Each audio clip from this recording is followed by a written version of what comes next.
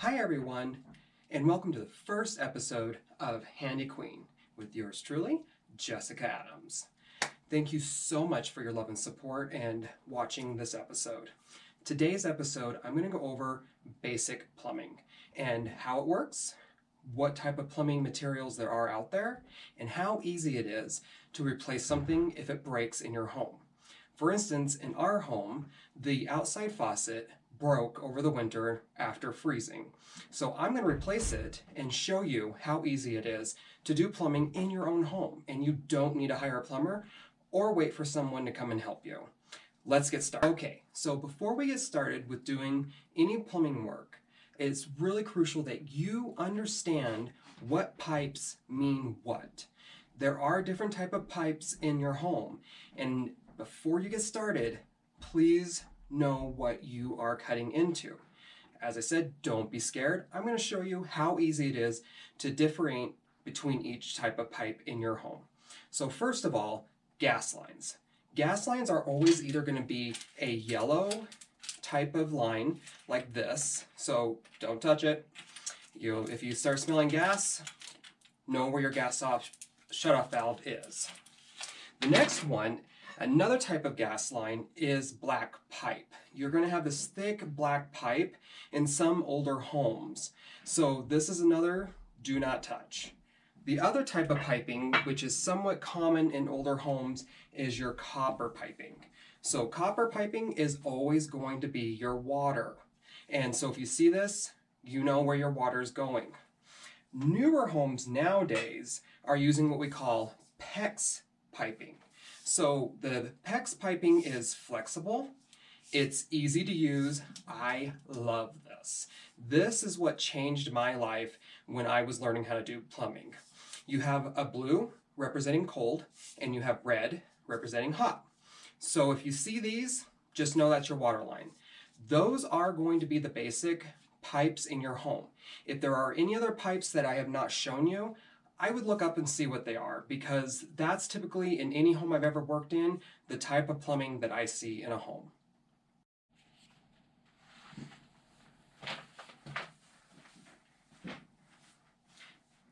Okay, so now that we've gone over the type of pipes you will see in your home, now let's go over on how they're connected. A very old school way of doing this, which plumbers have done for a very long time, which is what has made so many people kind of scared of plumbing, is soldering. So with soldering, what you do, you have your copper pipe, and then you have these cup links. So this is like a T cup link and just a regular cup link. And then what you normally would do is you have to clean it, and then you put them together like so, and you can just, like I always say, play a puzzle with it. Then, here's where it gets really hard. Then you get your torch, and you gotta light it.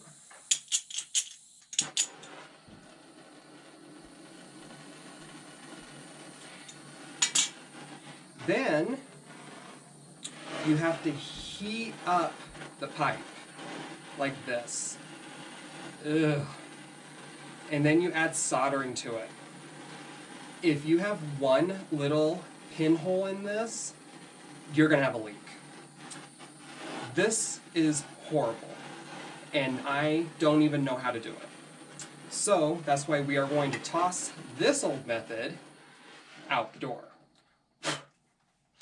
So now, what we use that I personally love, shark bites. Shark bites are a little bit more expensive, but I will tell you, if you need to fix something quick, all you got to do is go to the store and go to your local hardware section, to the plumbing, and you'll find a whole section on shark bites. So typically, most plumbing in your house, going to sinks, faucets, or anything, is going to be 1/2 inch. I've never encountered anything bigger. Could be, but typically 1/2 inch. So you'll get your shark bite cup link like this. Watch this. That's it. I'm not exaggerating. That is all you do.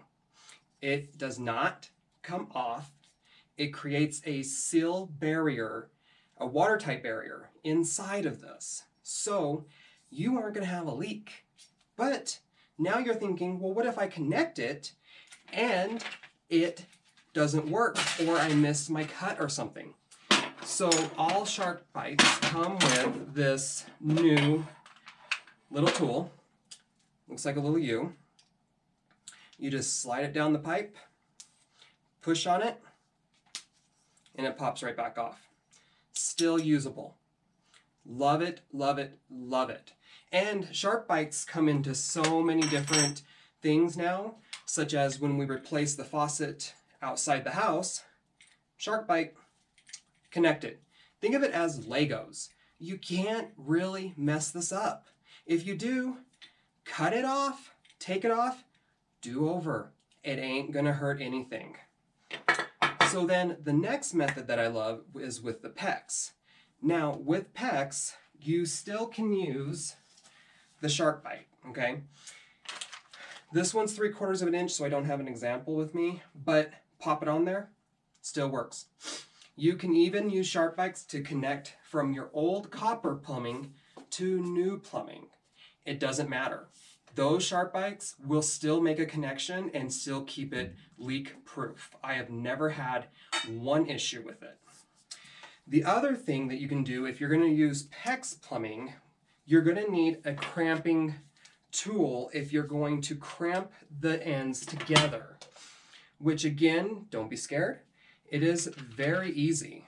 So all you got to do is you just take your other end, you put it on, cut,